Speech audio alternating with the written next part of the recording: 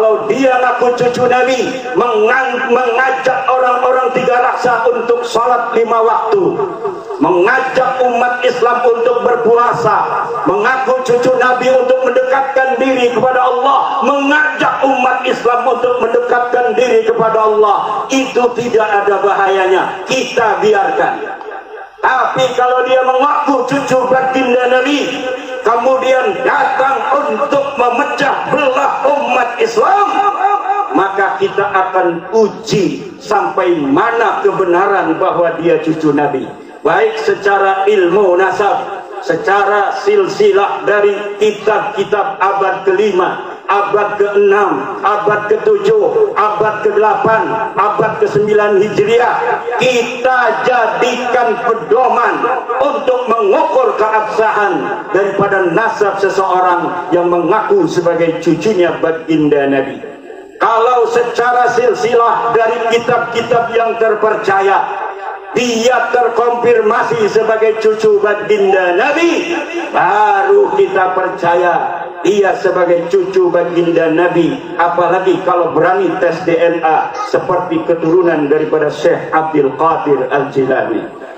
Tapi kalau orang yang sudah tidak terkonfirmasi sebagai cucunya baginda Nabi, kemudian datang ke umat Islam untuk memecah belah umat Islam, dia mengaku-ngaku cucu Nabi di hadapan publik, ini punya konsekuensi besar terhadap agama Nabi besar Muhammad sallallahu alaihi wasallam.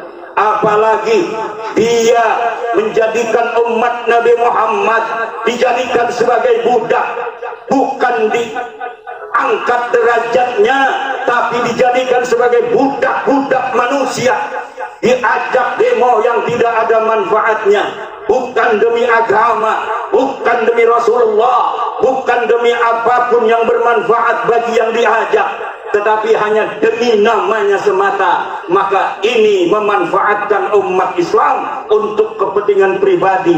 Para ulama tidak boleh diam lagi. Para ulama harus menyelamatkan umat Muhammad sallallahu alaihi wasallam yang telah diperdekakan oleh Muhammad sallallahu alaihi wasallam. Ulama sebagai pewaris memiliki tanggung jawab untuk menjaga umat Islam ini dari perbudakan manusia. Assalamualaikum warahmatullahi wabarakatuh. Salamun alaika ya Ustaz. Waalaikumsalam warahmatullahi wabarakatuh. Salam hangat. Memang airnya hangat. Salam bahagia. Bahagia kita semua. Semoga Ustaz selalu dalam kesehatan, insya Allah, amin. Terkait dengan eksistensi para habaib zuriat Rasul, saat ini sedang terjadi gugat menggugat. Bagaimana menurut Pak Ustaz? Mohon pencerahannya. Nabi Muhammad SAW punya anak laki-laki, punya anak perempuan namanya Sayyidatuna Fatimah Az-Zahra. Fatimah Az-Zahra punya anak laki-laki namanya Sayyidina Al-Hasan dan Sayyidina Al-Husain. Yang Sayyidina Al-Hasan ini banyaknya sekarang di Maghribi, di Maroko. Makanya Raja Maroko itu namanya Hasan II. Hasan II ini anak Muhammad V. Muhammad V ini anak Hasan I, yang sampai keturunan Sayyidina Al-Hasan, anak Sayyidatuna Fatimah, anak Sayyidina Muhammad sallallahu alaihi wasallam. Raja Maroko yang sekarang Muhammad VI, anak Hasan II, anak Muhammad V, anak Hasan I. Saya rencana mau gitu juga buat nama anak saya. Abdul Somad I, punya anak saya Sami II, Sazik I, nanti anak mereka Somad II. Biar nggak ribut ngirim Fatihahnya. Untuk Somad 1, Somad 2, Somad 3, Somad 4, Al-Fatihah kan.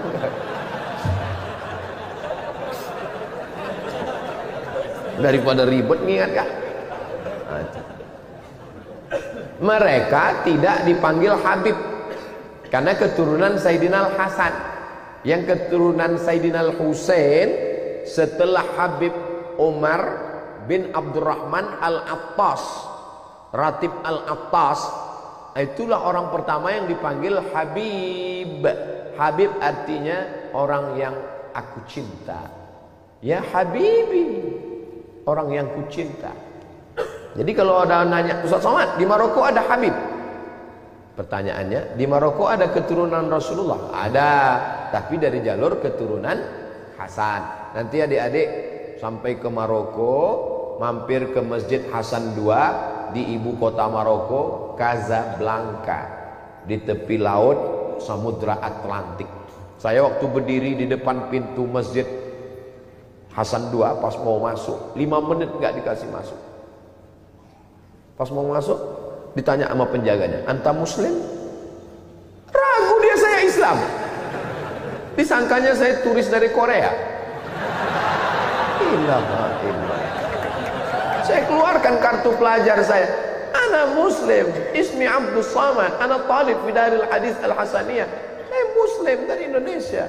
Tafadhal. Lama saya termenung, berarti saya mirip-mirip juga. Jadi mereka tuh susah melihat wajah kita ini, mata gini, disangkanya kita nggak Islam. Nah, makanya ada ulama dari Maghribi di Makkah namanya Sayyid Muhammad bin Alawi bin Abbas Al-Hasani. Kenapa Al-Hasani? Karena keturunan Sayyidina Al-Hasan. Itu ulama Al-Azhar namanya Syekh Muhammad Mutawalli Asy-Sya'rawi. Itu nasabnya Al-Husaini karena keturunan Sayyidina Husain, tapi tidak dipanggil Habib. Kenapa? Karena bukan keturunan dari Habib Umar bin Abdurrahman Al-Abbas, tidak dari Yaman.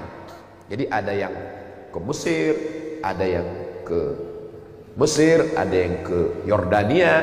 Raja Yordania sekarang itu juga keturunan Nabi Muhammad sallallahu alaihi wasallam. Lalu bagaimana dengan yang para habaib yang ada di tempat kita? Nabi SAW punya anak perempuan namanya Sayyidatuna Fatimah. Sayyidatuna Fatimah punya anak laki-laki, adik Sayyidina Al-Hasan namanya Sayyidina Al-Husain. Sayyidina Al-Husain punya anak laki-laki namanya Ali Zainal Abidin. Kalau saya nanya, nggak usah stres, nggak usah depresi, karena saya jawab sendiri. Fatimah punya anak Hasan, adiknya namanya Sayyidina Al-Husain. Husain punya anak laki-laki namanya Ali Zainal Abidin. Ali Zainal Abidin punya anak laki-laki namanya Muhammad Al-Baqir. Muhammad Al-Baqir punya anak laki-laki namanya Ja'far Shadiq.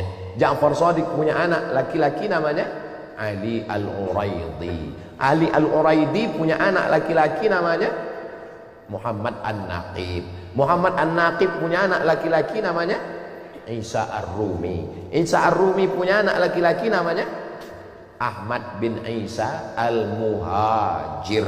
Kenapa disebut Al-Muhajir? Karena dia pindah dari Irak ke Tarim. Ya Tarim, ya Tarim, ya Tarim, ya Tarim, Syailillah, Syailillah, Syailillah, Syailillah. Itulah maka disebut dengan Tarim. Emang Nabi pernah mendoakan Yaman? Ya. Allahumma barik lana fi Yamanina, Allahumma barik lana fi Yamanina, Allahumma barik lana fi Yamanina. Berikan berkah kepada negeri Yaman. Memangnya ada sahabat Nabi yang dari Yaman? Oh, sahabat Nabi Mu'adz bin Jabal. Sahabat Nabi Abu Hurairah, sahabat yang paling banyak meriwayatkan hadis. Ad-Dausi, satu kabilah dari Yaman. Ada orang Yaman yang hebat. Nanti kalau dia datang ke sini, kamu minta doa sama dia, doanya makbul.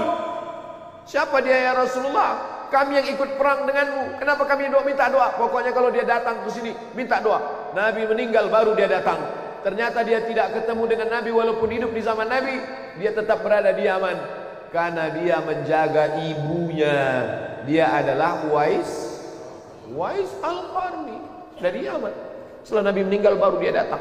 Dialah yang menggendong ibunya. Dari kecil dia menggendong kambing. Dia gendong anak onta.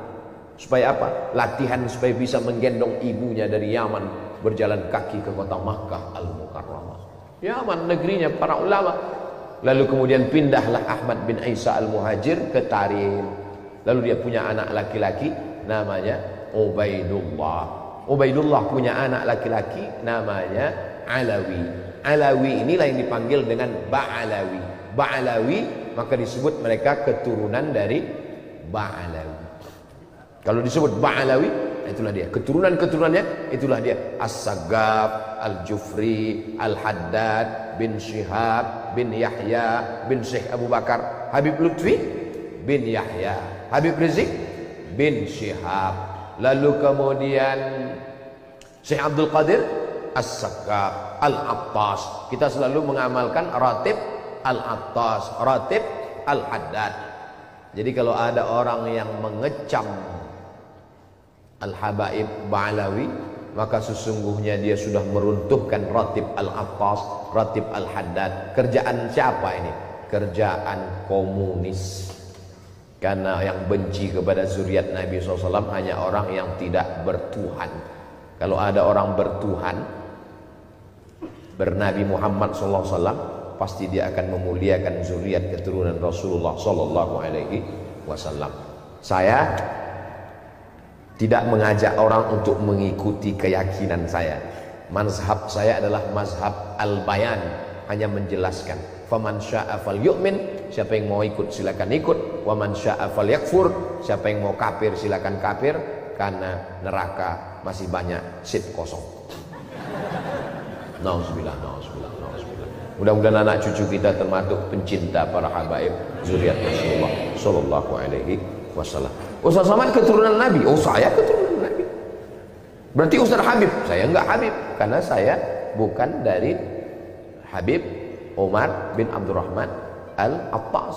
Ustaz keturunan Nabi apa? Nabi Adam. Yang nggak ngaku keturunan Nabi Adam berarti keturunan monyet. Kalau gede King Kong. Bukan kata saya, yang ngomong begitu adalah Charles Darwin. Kata Charles Darwin, nggak ada nabi-nabi itu, bohong itu, nggak ada itu. Dunia ini awalnya air semua, dunia ini air semua.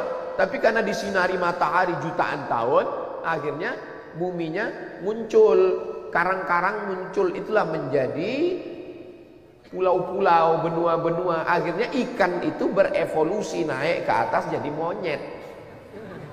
Karena panas, maka dia berbulu, tumbuh bulu. Maka dulu waktu sekolah teman saya bilang, "Man, kau ini evolusi yang belum selesai karena saya berbulu." Diam kau monyet, saya bilang.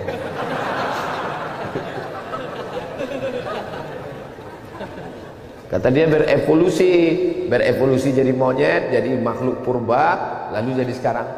Sebenarnya untuk mematahkan argumentasinya mudah aja. Terus habis ini jadi apa lagi? Kenapa berhenti? Kenapa nggak berkelanjutan evolusinya? Terbantahkan itu semua. Kita bukan dari monyet, kita ini dari surga. Transit sebentar ke Bandung, habis itu kembali ke surga lagi, insya Allah.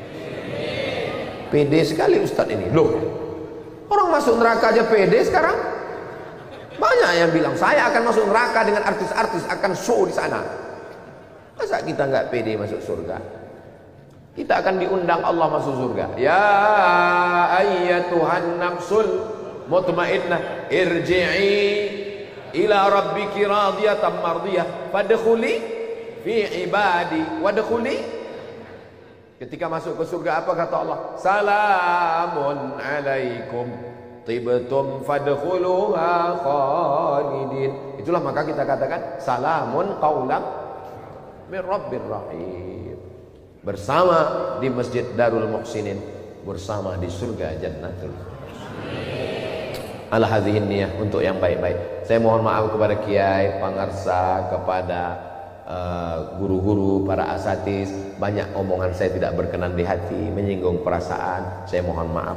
Di akhir majelis mari kita sama berdoa kepada Allah. Astaghfirullahalazim, astaghfirullahalazim, astaghfirullahalazim, alladzi la ilaha illa huwal hayyul qayyum wa atubu ilaih.